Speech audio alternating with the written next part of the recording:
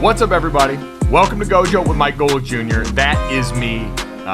With me, as always, is normally the one, the only Brandon Jarrell Newman. Today, and for anyone that listened yesterday, we appreciate it. But for today, Brandon Newman, rock star producer, the other voice that you hear on this podcast, not going to be with us as always. He is on the road, getting ready to attend a wedding as we are recording this podcast. It is a bit of a chaotic week here at GoJo. As always, we thank everyone who's downloaded, subscribed, rated, and reviewed, checked out the DraftKings YouTube page, gone to the GoJo with Mike Golick Jr. YouTube playlist, and checked us out there, left us 5-star ratings and reviews, hit the thumbs up, and subscribe to the DK YouTube page. This week, we have a lot going on. Brandon traveling to that wedding. I will be traveling down to Gainesville for the Florida-Utah game that I'm calling for Learfield Radio this Saturday. And on top of all that, you guys have heard, as of the posting of this podcast, we will be living in a world finally after I have thrown out the ceremonial first pitch and enjoyed Mike Golick Jr. bobblehead day at the Hartford Yard Goats Park back in Connecticut, where I've been the last couple of days. So a lot going on schedule-wise, but we obviously want to make sure we're here with you guys every morning, since we appreciate everyone who's stuck with us. And we still have a great show today, albeit a different one. It's going to be solo GoJo on the front and back of this with Richard Johnson, who is one of the best college football voices out there. You guys can hear him as the co-host of Split Zone Duo, awesome podcast, a great Patreon page for people looking to take a dive even deeper into the waters of college football. He does a great job of that with Alex Kirshner and Stephen Godfrey. You can also catch him and read him at SI. You can watch him with Thinking Out Loud with Spencer Hall on the SEC Network. But we're going to dive into a little bit of Group of Five preview, since we've done the conference previews around college football for all the Power 5 schools. The Group of Five is a little bit smaller of a conversation this year just because of circumstance and what we've got coming off of last season. We'll also touch on some things to look forward to in the Week 1 slate this weekend, since we had our Week 0 primer and now we're getting to the real thing. So get to take a look at a bunch of the teams that have real national championship aspirations, a bunch of teams that are just going to be very interesting in the world of college football this year, with what we've got put on display now, which has been a offseason to remember in so many ways.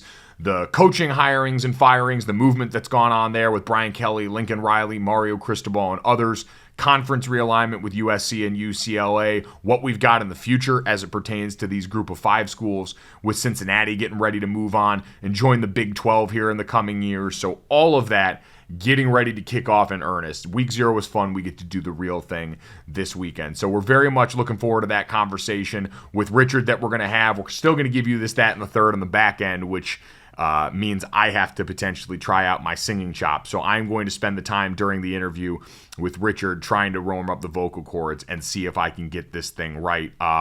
But this is also not going to be indicative of what the entire season is going to be like with us, just as far as this is a chaotic Week 1. As we settle in, we will go along the way, and we will have the same amount of awesome voices in here. Brandon and I will be here with you guys each and every day, getting you ready for the NFL weekend, what we've been talking about with the U.S. Open tennis and Serena Williams, Major League Baseball playoffs getting ready to come up. We will have Katie Nolan, one of the favorites around here, joining us tomorrow to check in with Major League Baseball season, with what Katie's been doing on Apple TV Plus's Friday Night Baseball broadcasts that have been going along here. So if you're someone who appreciates and looks forward to that, definitely check that out. As far as the rest of the week run of schedule, we'll also talk to Sloan Martin, who is going to be my play-by-play announcer in the booth with me for Learfield. She has covered the Minnesota Lynx as the play-by-play voice for them. She's done great work over in the Big Ten. All things we're looking forward to, someone I'm excited for all you guys to meet as we get ready to do this thing for real all across the board. So again, I know most of you are used to hearing Brandon at some point completely knock me off track in the opening minutes of this podcast, keep me honest, and offer some sort of take angry about what's going on with LeBron James and the Lakers. We hope Brandon is traveling safe. He's going to be back with us tomorrow with Katie. We're going to have a great time. So in the meantime, we are going to take a quick break, and on the other side of this, when we come back, we are going to talk to, and by say we, I guess I'm using the royal we now, I'm going to talk to Richard Johnson from SZD, and we're going to get you guys all hyped for a little early primer midweek as we look forward towards college football's Week 1.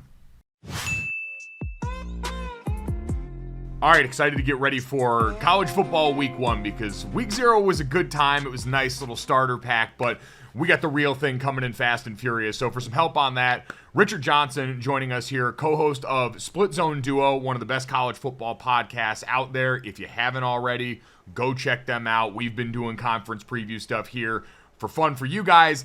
They play for keeps over on that side. You can also read Richard over at Sports Illustrated. Catch him out Mondays at 7 p.m. Eastern on the SEC Network with Spencer Hall and Thinking Out Loud. Richard, you going to add any more things to the plate for this fall, man? The busiest man in sports is back for another season. Absolutely not. Absolutely not. I am redlined, and it's not even September 1st. It's amazing how quick it starts to happen, man. But that's the sport and the world that we live in. And got a lot we want to talk to you about today. We've been doing conference previews. We hit a lot of the P5 stops. Do want to, whet people's appetite a bit for the group of 5 and look at the week 1 slate for this weekend.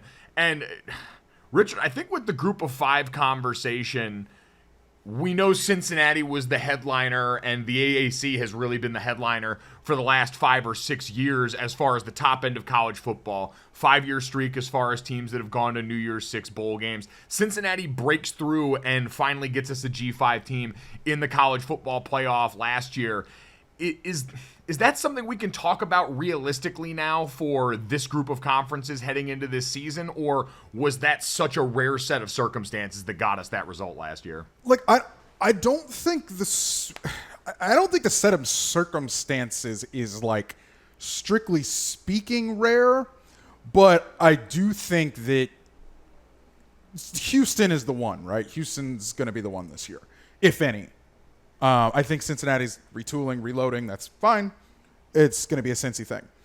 But my thing with Cincy is they don't have what Cincy had last year, which is, sorry to bring up old stuff, a victory over your beloved Notre Dame Fighting Irish. No, Houston does not have a name on this schedule beyond Texas Tech. Texas Tech is the P5 that they have. That's all well and good. I don't think either of us think Texas Tech is going to be in anybody's top 5 by the end of the season or anybody's top 25 by the end of the season, to be fair.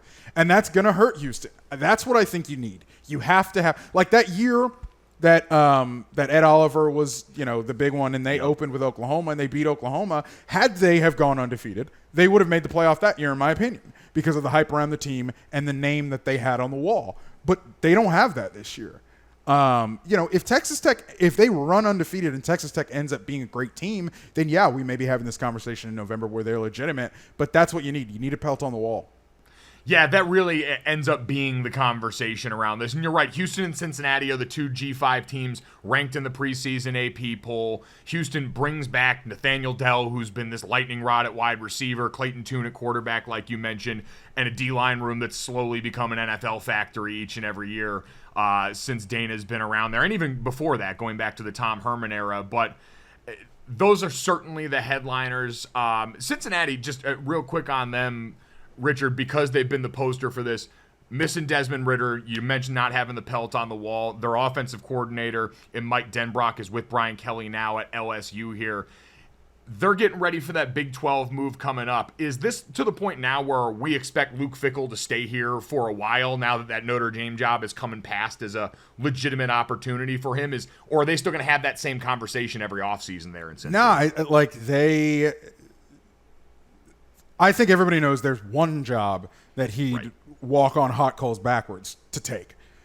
Putting that aside, if he's not going to take Notre Dame and he's not going to take Michigan State, I don't really see the one in college that he's going to take, absent, obviously, the big one. Is Luke Fickell an NFL guy? I don't know. I don't know if those are his aspirations. I'm just saying that's the other avenue that I could see. But short of Ryan Day getting hit by a bus, I don't know if he's gonna if Luke Fickell's gonna lift his thumb off the scale of the G5 for the foreseeable future. I do think they're gonna be pretty good this year, but I do think it's a retool year. It's a reload year. You don't just replace what you lost with Desmond Ridder as a very, very good quarterback. And flip a switch. So, as far as Fickell's concerned, kind of think he's good, especially with the fact that they're moving up in the world to the Big 12. Losing an entire NFL secondary on the back end, too, for a team in this position, also usually a difficult road to run. So I'm with you on Fick, though. I think that world is going to kind of stay pat for a while. We know it's kind of a two-horse race, but I think the group of five for a lot of, even non-sickos college football Twitter is where every once in a while we can get a story that we really sink our teeth to. I think a lot of people love Jake Haener and that Fresno State team last year, at least on offense. They obviously lose a coach, but Louisiana in past years, even though Napier's gone, App State, Coastal. Is there another G5 team that you look at and say could make things at least interesting this year with what they're bringing back and what we've got on the table? Well, we love Coastal. We're big Shantz fans. Don't sleep on UCF. Don't sleep on UCF. Replacing at quarterback, we don't love that, but they are going to quarterback run the hell out of the ball with John Rice Plumlee coming in from Ole Miss. Gus is going to have some sick stuff up his sleeve as far as the QB run game is concerned. They're going to be fast. We know that. Last year was a little bit up and down. Dylan Gabriel gets hurt, all that kind of stuff. But UCF is the other one where you're just like, all right, let's see what this is. Boise, I think, is the brand name, but I just haven't. The jury's out on Boise. It just is. They're not that dominant force. At least they haven't been the last year or two that we've come to know. And Boise's replacing some really good receivers. That's really interesting to think about. The other one that was interesting to me, was there any, coming off last year for Utah State and what they were able to do, how much does a close game against UConn in week 0 kind of dampen that? Is that more of an indictment of them or an endorsement of maybe Jim Mora getting things going at UConn? No, I think watching that game, you understand that some of that stuff that UConn was able to produce is strictly speaking, kind of fake. I think a 26-point line may have been a little bit high for Utah State, but at the end of the day, the first quarter in that game, UConn hit some very explosive plays and then basically stopped moving the ball. So it's and I understand UConn's starting quarterback went out in that game, so there was some stuff going on there. But I'm more liable to chalk that up to it was, I guess, week 0. But I'm more liable to chalk that up to first game jitters. You don't know what you're going to get. Nobody ever knows what they're going to get in the first game from a coaching staff perspective. I'm willing to kind of charge that one to the game and say Utah State. I'm still curious. I'm still interested. All right, so we got a bunch to be curious about there in the group of 5, but in general, we know the couple of teams that we're going to keep our eye on. I think that Cincinnati-Arkansas game week 1 is going to kind of be an interesting measuring stick for what that Cincinnati program can expect going into the rest of the season, because Arkansas brings back, a starting quarterback, an identity under Sam Pittman now that seems ready to go. Losing Traylon Burks certainly going to put some dent in production, but in general, I think that'll be kind of a good measuring stick. But Richard, before we turn the page fully to week 1 and look at some stuff there, we'd be remiss as we now near, I think, actual Scott Frost Day, looking back at the premier story of week 0 of college football. Man, how screwed is Nebraska right now off that? That seems like the worst possible way that this could have gone down. Not just a loss, but another loss in the exact way that you have been losing in this Scott Frost era. I don't really like.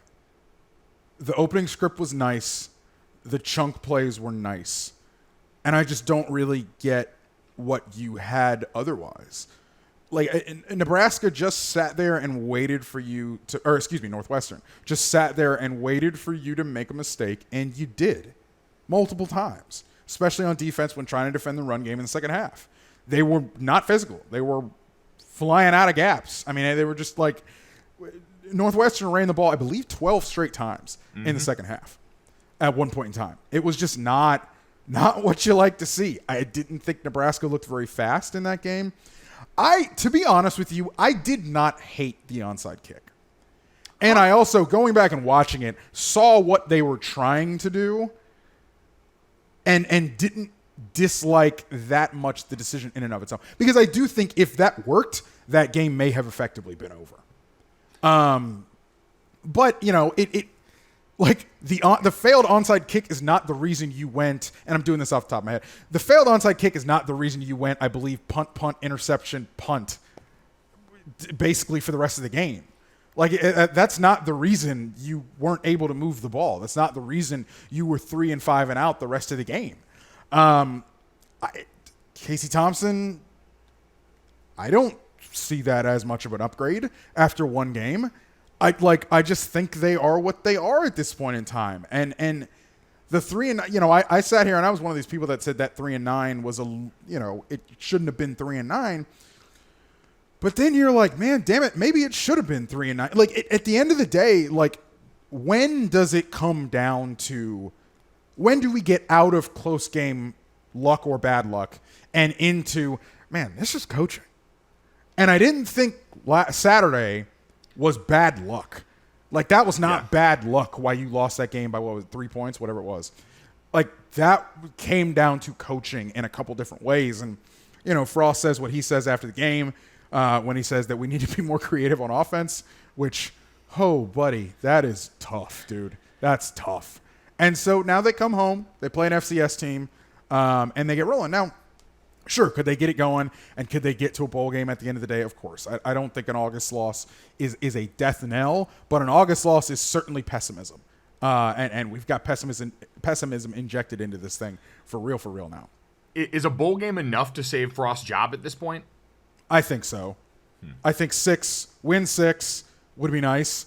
Win 7, and I think because if you win 7 from here, that's legitimate, like, progress, right? Especially after everybody leaves you for dead before September 1st. If you can rally the troops and go, I guess that would be 7-4 coming home, I think you have a case, especially as a favored son. And they have you on a cheap buyout. The buyout drops to, I believe, $7.5 million on October 1st. So you would then roll into 2023, in another prove-it year situation. And that would be the question. Does Nebraska want to go into 2023 with another prove-it situation? Or do they want to shift gears again, get a new coach, et cetera, et cetera? I don't know how much the favored son stuff even really plays in his favor anymore. Yeah. I think people are kind of fed up with it. But, we'll see. It's wild to watch it play. And you're right, like, at some point you are what you repeatedly put on display, especially from a coaching standpoint, where from an outside perspective, we can only go on a select few things to really see what your impact on the game has been. And that overall lack of discipline that we see show up in certain spots, the lack of physicality, like you said. I mean, Northwestern deserves some of that credit. Their O-line, I know they got the tackle that everyone's excited about. That group bullied the shit out of Nebraska by and large for that game, but the rest of that does ultimately fall on his shoulders, especially over the time frame that we have. So, like you said, though, Nebraska walking into this weekend, they've got North Dakota and is expected to try to get back on track in the next couple of weeks here. Let's shift to the rest of the week 1 slate, Richard. As you look out over the menu, I know you're heading down to Atlanta, but for you, what's the game that jumps off the page, maybe the game or two that you're most interested in week 1? Yeah, they're like, week 1 is one of those things where I just want to sit, take stock, and understand, what are you trying to be? As someone who played, I think you kind of know that from week 1 to week 2, that's when you see the leaps, because you finally have it on tape, you finally have it against somebody else wearing another color jersey, and you get to see what it is. So don't put a ton of stock into week 1, but use week 1 as a starting point, as a bedrock for where you're going to kind of form your schemas and your opinions on teams. That Houston UTSA game strikes me. I'm curious. I'm interested. I'm very curious. Army Coastal, obviously, I can't remember if we brought that up. I'm interested to see what Utah State is able to do against Alabama. Like, I think this Alabama team is going to be the one. Yes. So, what are they able to do? Louisville-Syracuse is an early conference game. I don't know if high is the right word on Louisville. I'm interested. I'm very interested in Louisville. I'm very interested in what that's going to be, particularly as they have a very good recruiting class lined up coming in. Oregon State and Boise are late. That's a late night game. Pay attention to that. Pay attention to that as well. Obviously, the game that I'm at, Oregon and Georgia. Carolina and App State, sneaky. sneaky, sneaky, sneaky. That game is, I think it's like within a field goal spread. And North Carolina did not cover itself in glory in the first half against the FAMU team with like 6.5 linemen at home. Yeah. So interested. And then who the hell knows what we're getting Sunday night from LSU and Florida State. Buddy, you can tell me that one shakes out any swinging way. And all right, I got you. So I don't know. And then Clemson and Georgia Tech on Monday night. That may be a rough one. But I need to see what the hell Clemson's going to be on offense. I was just going to ask, Clemson's one of the curious teams, because like you said, it seems like Alabama and Ohio State, you could throw Georgia in there with what they've done from last year, even though, as I've heard you guys talk about, and I've heard others talk about, it's going to be fascinating to watch what that offense has to do if the defense is not one of the greatest that we've ever seen in the history of college football, even if it's still going to be balling again. But for Clemson, defensive personnel-wise, dear God in heaven, that is a wild-looking Death Star, even with Venables gone. Are they a team that we can already pencil in this year's ACC as like a very legitimate playoff representative for them, or does the offense scare you enough to make that more of a question? Dude, the offense scares me. Now, look, if you have a quarterback change and Clay Kubnik comes in by the end of the season, okay, now I'm interested. Now I'm very curious. I do think Clemson. So Clemson has a September that they can just roll the ball out there and they'll be fine. So I do think if they're going to make a change, I do think it could come similar to the way the Trevor Lawrence thing shook out a couple years ago, where Kelly Bryant's just not giving you what you want in his second year in charge. Hey, we got this freshman, let's try it. Clemson, to me, sneaky about Clemson is they've kind of not been as good at wide receiver in the last couple of years, especially since Jeff Scott left. And that has also – Trevor's last year, Cornell Powell kind of emerged out of nowhere as a fifth-year senior, I believe, at the time, and they were able to kind of figure some stuff out. But I don't know. I don't know, man. They had this decided skill player advantage for so long over everybody on offense. And they were kind of like, the offensive line will figure itself out. We'll just be way better than you at every skill position. And then, once we get to the playoff, we have a month to game plan, and we'll be finding those 2 playoff games. And we'll win a national championship and go to some other national championship games, and we'll beat you over the head with a blunt object with our defensive line. But the formula is not working right now to the level that they want. Now, I will give Clemson credit for finishing last season hotter than people realize. They were on a decent little roll there at the end of the season. So let's see where it goes this year. Let's see what happens at quarterback. Let's see what happens on offense. But I'm not ready to completely sign off on Clemson right now. And NC State elsewhere in the ACC, I wonder about NC State with a really good quarterback and what should be a solid roster, even though you're replacing stuff on the offensive line. But they were able to get Clemson last year, obviously, at home. Let's see what happens the second year. I think they play in the beginning of October. So we will know pretty quickly about the status of both NC State and Clemson when we have that kind of prove-it game. What was, in your mind, the issue with DJ last year? Like, what didn't click in the way that we saw in those limited samples in 2020? Dude, he couldn't hit the broadside of a barn. And I don't know what happened. Beyond – one of the things that I tried to hit on a lot last season was that Clemson, Travis Etienne not being in that offense was such a bigger deal than people were. This is a guy who set a record for touchdowns in a row in collegiate football history. This dude was automatic 7 points. So it's the fact that they didn't have him last year as a bailout. And you remember that you didn't do the Boston College game, did you? No. Okay. That year, the DJ's second start, right? Yep. They played Notre Dame, and then the second start against Boston College. When they were in it, they were in a dogfight with Boston College at home in that game. And then Travis Etienne went insane, and they won the game. And they didn't have that automatic out card right there in Travis Etienne. And I think they sorely missed that last year. And that was kind of an under the radar thing, besides the fact that I didn't think DJ could hit the broadside of a barn. And I did think that offense was limited last year because of what he couldn't do. It was wild. I did call their game against Syracuse on Friday night up at the Dome, and it really felt like a baseball player that had the yips. It was that level where it seemed like... Because, like, that's the thing. Because going back to it, that year, the couple games that Trevor sat out, and he came in and he played in, I guess that was 2020. Yeah. It was there, man. Like, it did, like... Richard, he has the record. He has the record for an opposing quarterback in Notre Dame Stadium for yards. Passing yards by an opposing quarterback in Notre Dame Stadium, DJ Uiagalelei is number 1 on that list. And while the Notre Dame defense can at times lack athleticism on the back end, overall, they've been really good units for the last 3 or 5 years. I do not know what happened. I don't know what happened between that year where he spot duty for Trevor Lawrence and then last season where he just was not it. It's just, but they are going to have to figure something out, and they're going to have to figure it out pretty quickly. Because remember, like, this is Clemson we're talking about. This is not a hopefully you win the division thing. This is a Clemson program that you have to hold to a legitimately high standard because of what they have achieved and what we know they're capable of. So, okay, if we're holding you to the standard of playoff or bust, there's going to have to be some hard decisions if they're going to want to try to get over that hump if DJ has not progressed from what we saw last year.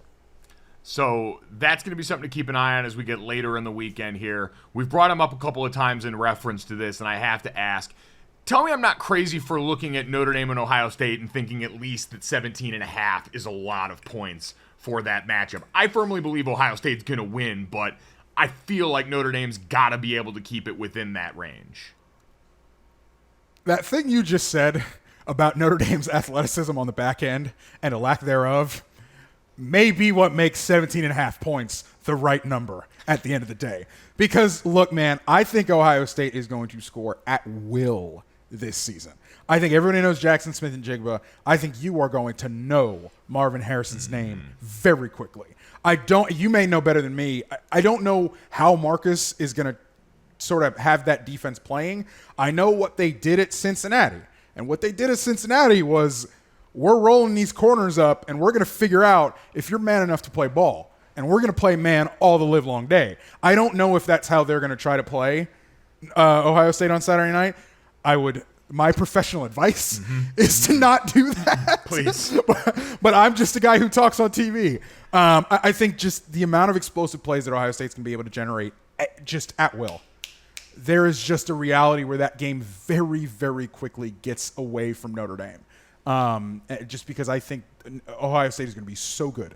And if you have a pulse, I have heard musings, I've heard rumors that, for God's sakes, Mike, Notre Dame has put 2 safeties back. Ohio State has put 2 safeties back in camp. So they're trying something a little bit different versus the cover 1, cover 3 reality that they've lived in for the last, insert year. So we'll see if Jim Knowles is able to give Ohio State a pulse on defense and able to give you something else on defense, a changeup, something to confuse a quarterback. I think Ohio State is probably the best option that we have if you are feeling Alabama fatigue, because that's another thing this season. Yeah, but that little rebuilding year last year that Alabama had, that's last year. This is this year, baby. Yeah, if you're listening to this and you're hearing Richard Johnson say this and thinking, well, of course everyone says this. This was the man who was very much out in front saying last year, Alabama will probably lose 2 games, and this will probably be, relative to their standards, a down year, and was correct in that. Yeah, man. Yeah, man. Against Florida, against LSU, against Auburn, we were so close. We were so close to the 2-loss Bama coming to fruition. We didn't get it, though. That's the power of Nick Saban. Yeah, it is the power of Nick Saban, but again, we got a team that still, relative to the Alabama standard, fell below normal and now appears ready to make things, as I've said multiple times, very unfun this college football season. And it's a good time, as always, to remember that there are other things about the sport that you can love besides who hoists the trophy at the end, because, man, if you don't find those things, Alabama's not going to make it a great time for you this year. Really not. Richard, for Georgia fans that feel disrespected as they get set to take on their former defensive coordinator and Dan Lanning down in Atlanta, going up to an Oregon program that just lost, in the coaching round robin and volley this offseason, lost their guy Mario Cristobal back to where he is familiar with in Miami. What does this Georgia offense and really, we'll say Georgia team look like to you this year? Because last year the formula was abundantly clear and it worked. And they managed to make it sing all the way to the title to get the monkey off their back.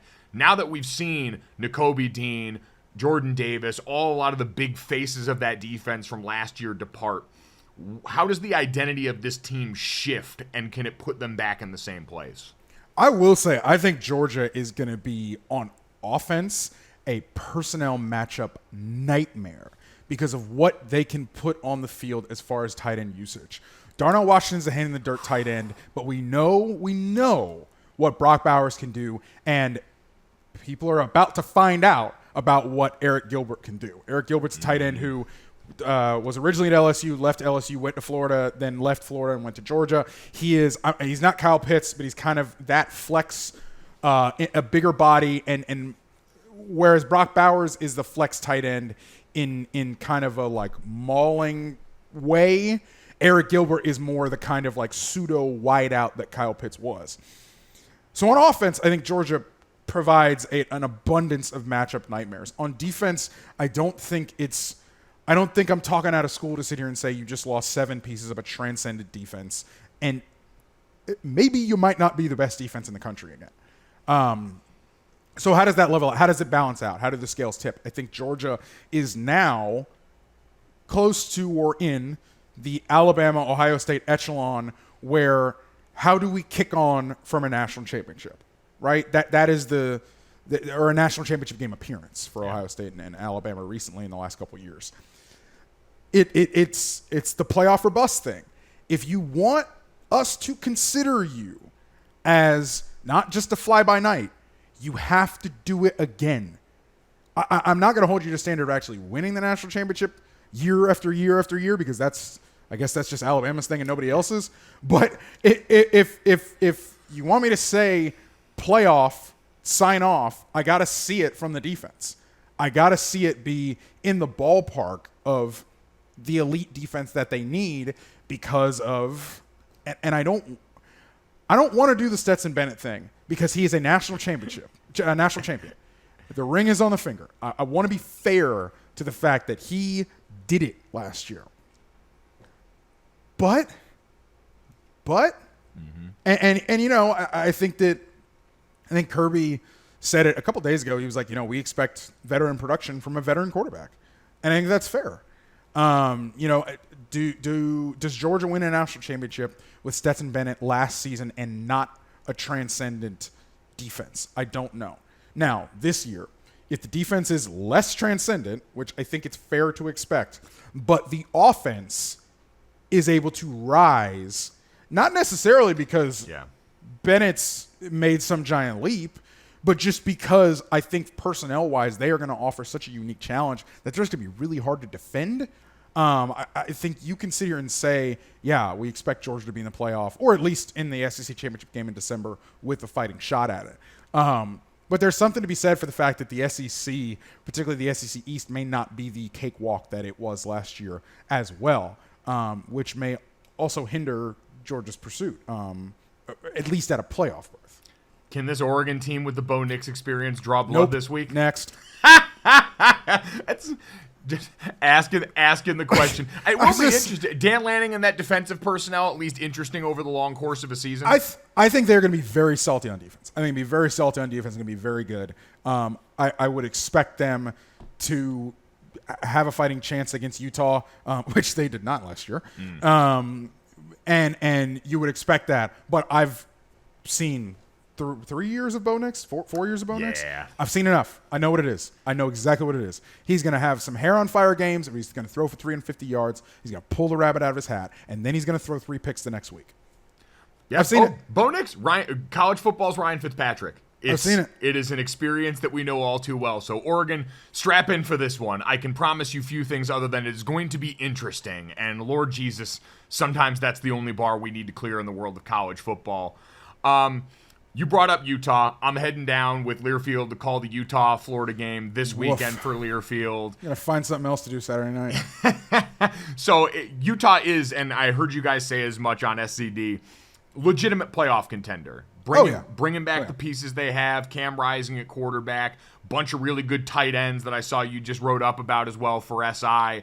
So on the Florida side of things, this is a nightmare matchup for a first-year head coach trying to instill a new program. But from what you've heard, proud Florida alum over here for anyone that's not aware, what is the feedback already on Billy Napier heading into week one with what's gone on this offseason? Personally, I think this is the worst possible two opponents. They play Kentucky week 2. I think Florida, it's the worst possible two opponents to start the season with. Because let's say they started the season with Ohio State, and you get beat by 20 points. Everybody knows Ohio State, best team in the country, one of the best teams in the country, more talent than you, year one, yada, yada, yada. Utah is going to drag you in the muck. And this shit is going to be like 13-10 with 9 minutes left in the fourth quarter. And it's going to be miserable. And I'm going to have Mike Golick breaking down how Utah's offensive line is running roughshod over Florida. And Brant Keithy and Dalton Kincaid as Utah's tight ends are going to be running roughshod over Florida and all this kind of stuff and out-physicaling them and bringing them down and dragging them to hell in the Florida humidity. With Billy, I think that with all the off-field stuff that Florida's had to do, hiring support staffers, all this kind of stuff, like you need time for those people to gel. You need time for those systems that he's putting in place, that he's renewing and reinvigorating to talk to each other. Like if I'm hiring 50 people, I got to make sure 50 people can work together, which is before we talk about the on-field stuff. With the And then when we get to the on-field, like, look, man, Anthony Richardson, God love him, 39 completions in his whole career. 39. It may look great in the QB run game, which I think it will, because you can't draw a quarterback up in a lab that looks a lot better than Anthony Richardson. But, sorry that I have some questions about how he throws the ball. Sorry that I have some questions about who he's throwing the ball to, by the way. So, I wonder how Florida in the passing game is gonna fare, frankly, on Saturday night. And especially if Utah is able to keep this game script the way they want. I mean, this may be a bad time for Florida. I don't think Florida's going to get blown out, and I don't think Florida, if they win, will blow Utah out. But this is going to be a tight game, and it's just not going to be a great time for Florida fans who see a Pac-12 team on the schedule and think, oh, we got this, no matter the fact that it's a first-year head coach. So with that in mind, and Florida fans, it could still be a good time to listen to Learfield and check out me and Sloan Martin on the call for that game. I will say, since I am rolling in town and since you are an alum there, is there anywhere I need to make sure I check off the list as far as going to eat or drink something? So Friday night, you probably need to get your reservation now, but Friday night, get your reservation at either Mark's Prime or Embers. Good steak. Get you a good steak. Good steakhouse downtown Gainesville. Or Dragonfly if you're a sushi guy in downtown Gainesville. Downtown Gainesville will be buzzing on Friday night. I really, really am jealous. Gainesville as not only my college town, but my hometown. When the leaves change in September and we get into that season, that is a time when I really and really truly miss home and really wish I was home. But Gainesville's frankly changed a lot. You're as somebody who hasn't been there in like 10 years, you're going to go and you're going to be like, where the hell is this? Because Gainesville, and this hurts me about my hometown, has tried its best to become some like Walmart rendition of like Jacksonville or Orlando. And if you're from Florida, you know exactly what I'm talking about. So I think Florida, unfortunately, has kind of lost a lot of the college town charm that it had. And it's unfortunate because I love it and it's home.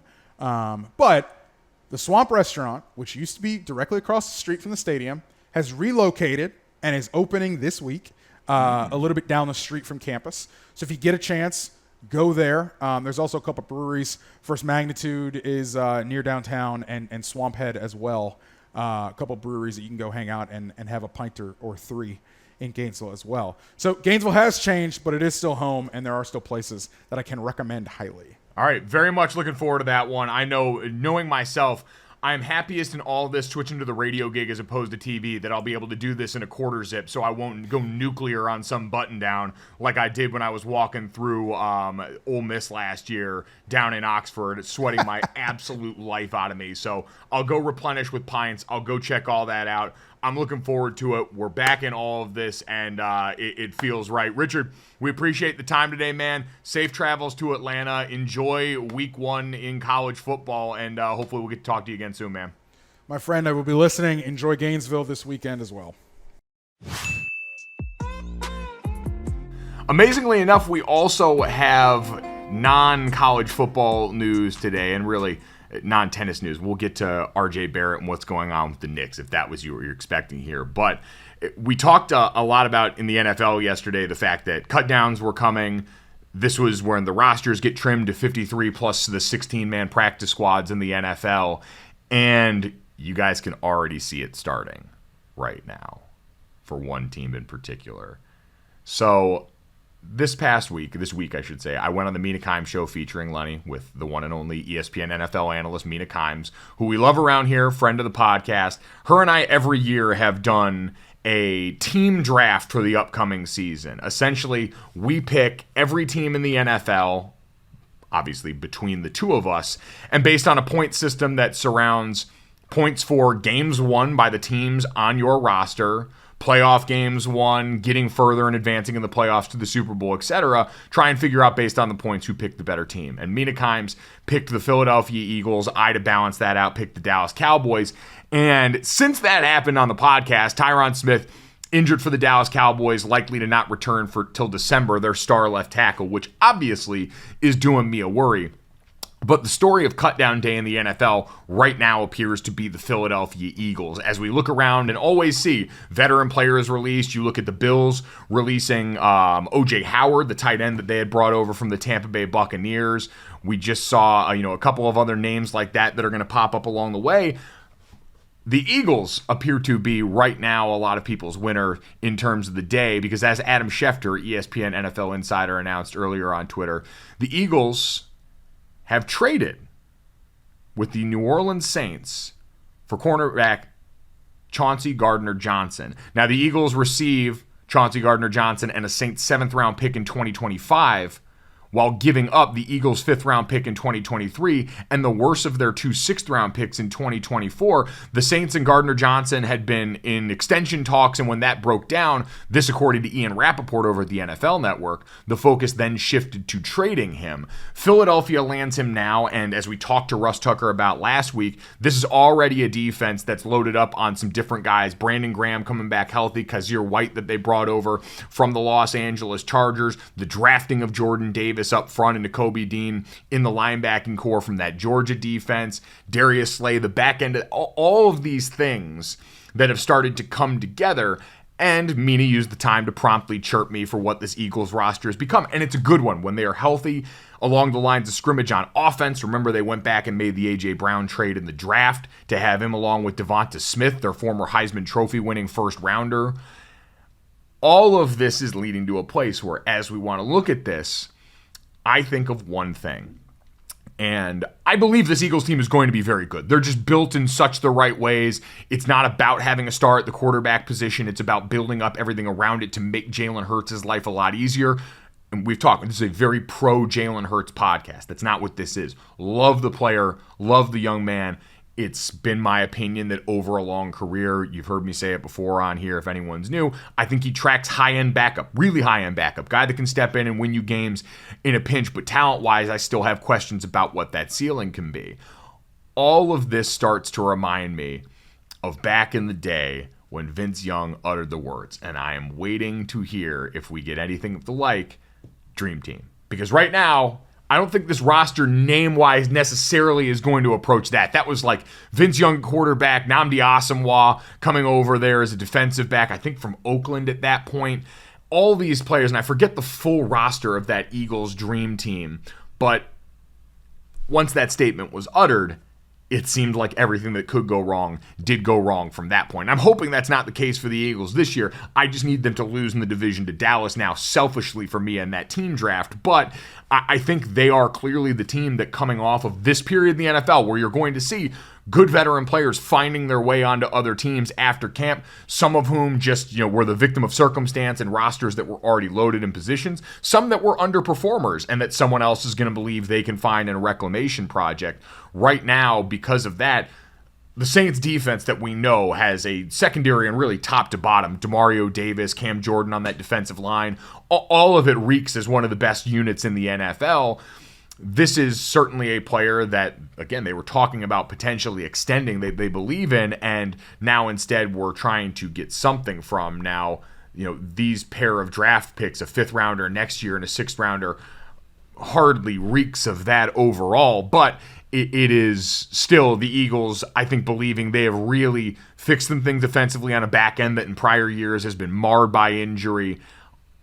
Fascinated to watch, because it seems like as this offseason's gone along, the temperature around the top end of that division has gotten cranked up even more and even more. Guys, speaking of temperatures outside, as we know, we are in the absolute thick of it. And boy, being back on the East Coast, it is truly thick. August in Connecticut is a unique brand of hell. I know it's not the South. I know I'm not talking to anyone in Louisiana when I say this, but relative to what we deal with up here, it's soupy. And when it's soupy and warm, you want to make sure you're looking cool and keeping cool as best you can. That is best done with our friends at Knockaround Sunglasses. Knockaround's polarized sunglasses are about $30 per pair. They ship fast. You get tons of customizable options. Brandon, I'm sure, is trotting out his newly acquired Knockarounds this week, tonight, going down to the wedding he's at, making sure he leaves everyone with a good taste in their mouth.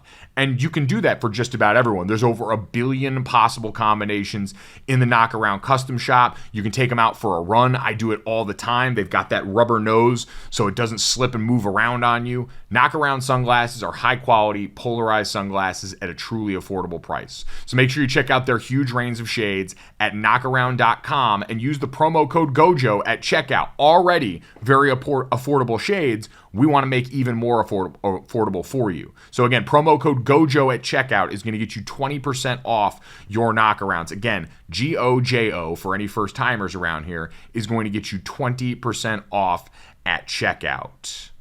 All right, now normally this is the part of the podcast where I would ask Brandon, do you know what time it is? This, That, and the Third's a segment that we've been doing a long time around here. Get to some stories at the end of the day here, bat the ball around a little bit. Brandon usually then gives us some rendition of a song. Absolutely crushed it yesterday. He's usually always on top of this. And so it's going to be kind of weird, but I am going to try and do this the best way I possibly can and make him proud. I have to apologize in advance to the people in this hotel that are about to listen to me do this. But I'll still ask it as Brandon anyway. Brandon, do you know what time it is? Oh my God, we're back again. Brothers, sisters, everybody sing. Gonna bring the flavor, show you how. Got takes for you, better answer now. Yeah, am I original? Yeah, am I the only one? Yeah, am I sexual? Yeah, am I everything you need? You better this, that, and the third. Everybody now. Yeah, rock your body now. Yeah, everybody now. This, that, and the third. This, that, and the third. Good as I got. Shout out to everybody who used to get down with Backstreet Boy Band Fridays on First and Last, way back in the 4 to 6 a.m. ESPN radio days. I do it because I love you. That is what we've got today for that. This is how we start This, That, and the Third. And first up on this one is a story I've actually had put aside for a couple of days that I think is really interesting. I remember during the pandemic when I was doing the morning show with Dad and Trey Wingo, we talked a lot about the effect that had on minor league baseball. the feeder league for what we see in the show all the time was so adversely affected by the pandemic. That's a level of baseball where the ticket gate and the revenue there is really what sustains a lot of these teams, and all of that affected by not being able to have people out there. And so all of that got thrown into flux. And since that time, there's been a focus on the working conditions for minor league players and what they've had to deal with as far as inadequate pay, a lot of times inadequate living, and just what's provided to them in a league that's an extension of Major League Baseball, and that's ultimately the farm system that's going to make a lot of these teams. And so there was an announcement that Major League Baseball and the Major League Baseball minor leagues are going to have a potential unionization of more than 5,000 minor leaguers in this latest action and effort by the players who, remember, won a $185 million settlement from the league in an unpaid wages class action lawsuit.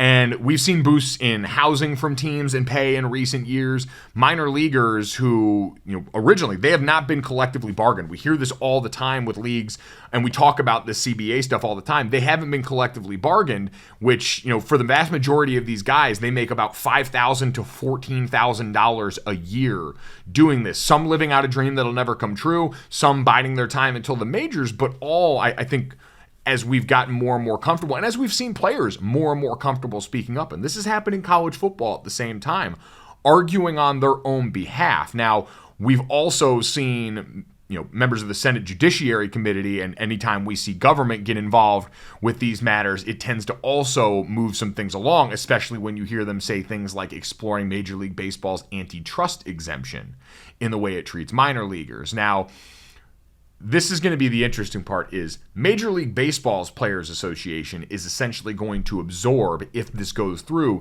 these 5,000 players. And 30% of those minor league players need to sign union authorization cards. All of this needs to happen. There's a lot of logistical stuff that needs to go down with this. There would be player reps for all the minor league teams.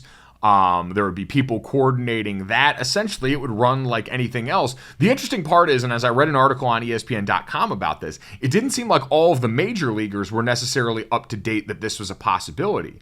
And now I do wonder for them going forward, because I think this is an objectively good thing overall, especially morally. These guys, and I think most people, if you've been around long enough, because there's so many teams and so many players, you've probably known someone who's played minor league baseball. You've probably got someone in your life who's lived that experience. And it sounds like a lot of back roads, bus rides, and really less than glamorous living. I know I had a bunch of buddies from Notre Dame that did the trek through minor league baseball, and a bunch of them who never made it to the show. And eventually there's that moment for everyone where the living is so far from what you think of when you think of professional sports that a lot of people just decide at some point, I will do more with my time. But again, there's an element of this of making sure you treat the guys that you hope will one day be a part of a league that makes everyone a lot of money with the basic decency that we feel a lot of them deserve. The interesting part of this is going to be what effect this does have on Major League Baseball's PA when it comes to their dealing with MLB.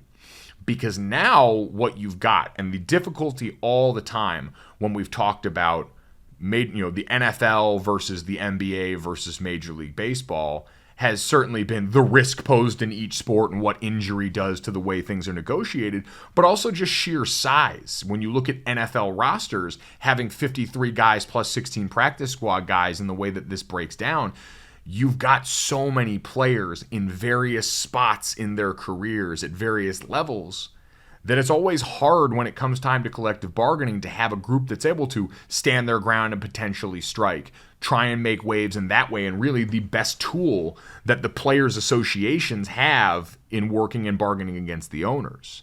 That's always difficult because you're trying to wrangle up so many people with the NFL. Now, if you're Major League Baseball and you're potentially adding the very different needs of the 5,000, ish minor leaguers that would be a part of this and a part of, the jurisdiction of your organization, unless there's some very distinct separation, I'm sure there are some players that look at this and go, well, I do wonder how this is going to affect us when it comes to bargaining on the major league level the next time this comes up and the next time we have an ask or a need, or Major League Baseball does. and the minor league needs are used as a potential leverage chip in this. This is probably a question I would like to ask Dominique Foxworth at someday, the former head of the NFL Players Association, worked in the NBA PA as well, is how this would be a potential effect for the guys up there. Because again, much like we talked about in the NFL, you have guys that are up in the show that have different needs and desires than the guys that are dealing in minor leagues right now, even if those guys came up through a minor league system and are aware of these problems. It's interesting to keep an eye on. I always think these things are fascinating. I hope at the end of the day, it does result in better conditions. I almost said better conditions, better ingredients, minor league baseball. But hopefully it does get to that point where these guys are paid a wage that they can live on. They're provided housing by these teams that are going out there and being able to profit off of the work that they are doing, and that they can be treated like professionals so that we can see more and more of them come to have an impact on what happens in the major leagues. Let's get to that. We've talked a lot about professional golf and live golf on this podcast, and a big domino just fell as golf finishes up the PGA Championship and the FedEx Cup Championship, and gets to its summer. Cam Smith is now one of the latest, along with 5 other golfers, to leave the PGA Tour for LIV. Cam Smith is the current number 2 golfer in the world and won the 150th Open Championship at St. Andrews this July. He is the biggest name by far to jump ship to LIV. And there have been all these rumors through the back half of the season. We had seen the way that at times played out on the course for Cam Smith and the way some of his peers responded to those rumors. But this now is starting to get real. A few of the other 5 players that are heading over to LIV Golf are guys that are top 50 in the world. None of them are quite household names that would register in the way this is. And really, Cam Smith is not a household name yet, but he is south of 30 and a guy that won one of the majors this past year and is absolutely the best golfer that's going over on here now. He was a guy, along with Joaquin Niemann, that was supposed to go and play in the President's Cup at Quail Hollow as a member of the international team on September 20th through the 25th. But we know PGA Commissioner Jay Monahan has suspended players for competing beforehand in these events if they're playing with LIV. And since the President's Cup is sanctioned by the PGA Tour, now you're not going to have Cam Smith as a part of that event, which sucks for the international team. This is not surprising. We figured more money was going to keep talking. We wondered how high this would climb, and now we got an answer. Now it becomes more and more of what is LIV Golf going to do, if anything, to market their league differently, to try and make this an actual competitor for the PGA, because right now I don't believe on course it's got a product that is necessarily competitive, mostly because we cannot see it on a regular basis. It's hard to find, and for most people, it's not worth the effort. Golf's a sport that even for the major networks now is something that really is, I think, less of a money driver than most of the other major sports. But one of the things is also going to start to get interesting about this now is part of the appeal of LIV is it's 48 players, it is shorter rounds, it's shotgun starts, all these things that they want to do to differentiate the golf product and make it easier for the players. 3 rounds instead of 4 on the weekend, all of that stuff. But with it being the top 48, one other interesting got pointed out by Max Homa on Twitter the other day, a PGA pro, a guy who finished, I think, tied for 5th at the FedEx Cup Championship, said and tweeted out earlier, since the new tour got new players, I'm curious who got booted. I'm sure they'll still get paid, but that's got to be tough feeling, especially if they haven't played that bad, but just aren't popular enough to make that list. It's interesting to see how that plays out going forward. And the one thing that we're not really sure of is exactly how these payments work. There's been a lot of stuff in some of the lawsuits recently between LIV and the PGA and vice versa about how these guys actually get paid over the course of the year. And what this does on the back end, if you're a guy that was, for a lot of these lower level guys who had never made this kind of money on the tour and were offered close to 9 figures and took it and ran and didn't ask where it came from, now you're going to be in that position of potentially finding your way out of this and not being sure exactly where you stand with the PGA Tour post that. And so for some guys who thought maybe this is their last opportunity to go and make a buck and play this sport that they've enjoyed, albeit in a morally conflicted way, now they could be on the outs. All of this continues to create a wild dynamic around professional golf at the moment, but this was the shoe and the domino that we were waiting to drop. I I would imagine that if there was a bigger name that was going to jump ship, this probably would have been the time when Liv would have announced it. I haven't heard. Cam Smith has been the name rumbled for a long time, so we'll wait to see if there are other guys on here that make the jump in a way that's ultimately going to move the needle. But for right now, this is still a league that has a lot more questions to answer about its longevity as a legitimate competitor. We've seen it have impact certainly on the way the PGA is operated. That there is no denying anymore. But in the meantime, Cam Smith, the latest big name to jump over to the Live Golf the Live Golf circuit. And finally, let's get it to the third here, because it's been a while since we've talked about the Knicks. And they're going to do the thing. According to Adrian Wojnarowski over at ESPN, the Knicks and RJ Barrett are getting ready to finalize a 4-year rookie extension worth up to $120 million.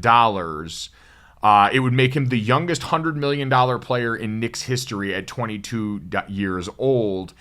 We know, I think most people, this conversation is going to go to what does this mean for them and Donovan Mitchell. There had been talks in the last couple of weeks with those teams, and if those talks will be any different, because apparently there is a poison pill provision in RJ Barrett's deal.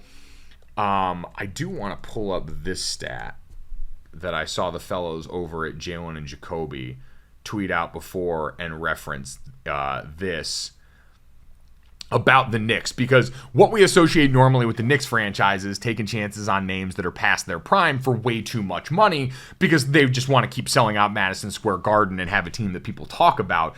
We haven't always associated James Dolan with wanting to have a team that's actually doing anything. And for RJ Barrett, who is a Knicks first round pick, Jalen Jacoby tweeted, "The Knicks haven't had a first-rounder sign a rookie extension in almost 30 years. The last one was Charlie Ward. So technically it's been 28 years and 2 months since the Knicks drafted a player they deemed worthy of keeping long-term. As they put it, Giannis Antetokounmpo has not been alive long enough to see that." So part of you could say this is encouraging, that with what they've seen from RJ, them deciding to commit to him might be a sign that Leon Rose and everyone that's been tasked with turning around that front office's way of doing business is actually changing the way that the Knicks operate. I'm sure there is still a small part of Knicks fans and just the general public that wanted to look at the situation surrounding Donovan Mitchell, Utah's roster changing in a drastic way with the trade of Rudy Gobert this offseason heading up to Minnesota, and wondered what it might be like to see a young player, a true star in this league, in the way that Donovan Mitchell, I think legitimately became, especially during the course of the NBA bubble season, to see what it would look like having a player like that in Madison Square Garden. It's no disrespect to the guys on the roster, RJ Barrett included, but we know that's not necessarily how they've been talked about in this league so far. So that's what the Knicks got going on. I'm sure, knowing the way that that franchise operates, it will not seem this calm and coherent for too long unless they've truly turned over a new leaf. But I've got too much history on my side and in our lifetime of what's gone on with Knicks basketball to necessarily believe that that is going to be the case. So very excited to see how that goes for the Knicks and the rest of this NBA offseason. Very excited, as always, that you guys have decided to stick with us all the way to the end of this podcast. If you like what you heard, as always, make sure you go download, subscribe, rate, and review GoJo wherever you get your podcast. Leave us a 5-star rating and a review. We always greatly appreciate it. We're trying to win that war against the algorithm and make sure that we can continue to put out the best possible product and get it to the most amount of people. We also want you to go check out our YouTube page. Again, DraftKings YouTube channel. Make sure you subscribe to that. When you do subscribe there, you can go down to the pages there, the playlist, and check out the GoJo with Mike Golick Jr. playlist and look at the videos. We're getting those interviews up as fast as we can. Again, Brandon is doing so much work behind the scenes. That's why I was more than happy to let him have the day to go take care of what he needs to, getting out to where he needs to go. But again, those videos will keep popping up there. If you've enjoyed seeing those, please let us know. Make sure you throw the little thumbs up like button in there and showing people that you enjoy that portion of this podcast. Thanks so much. I am going to spend the rest of my time here warming up, and hopefully when you're listening to this, I can confidently say that I threw out a phenomenal first pitch. The Mike Golick Jr. bobblehead night went as well as something that ill-advised for anyone to do possibly can, and we will be back again tomorrow, hopefully in one piece with only a mild hangover. Thanks so much, and we'll talk to you guys tomorrow.